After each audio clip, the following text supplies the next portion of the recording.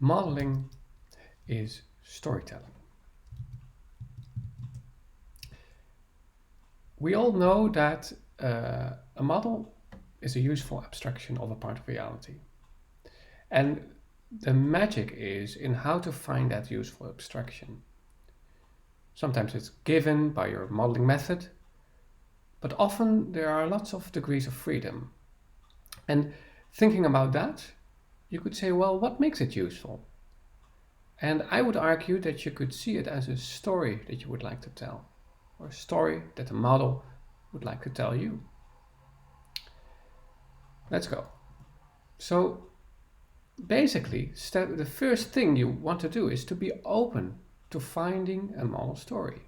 If you're locked in a particular way you think the model should work, whatever modeling method you use, well, you might not be open to finding the story that the modeling will tell you about the system that you're studying.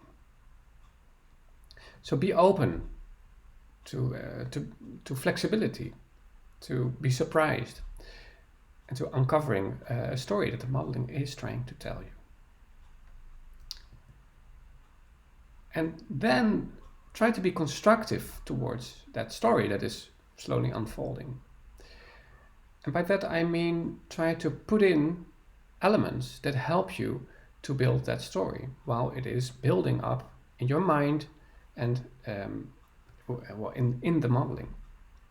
For instance, in the way you set up the experiment, in the way you try to find grounding for certain assumptions, even in the way how you present your results.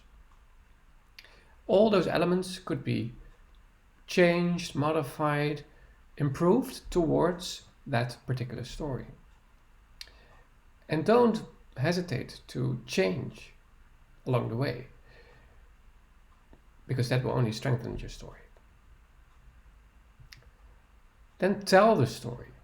Use the emotions that you have while modeling to tell that story. Let the numbers speak for themselves, but make sense of it.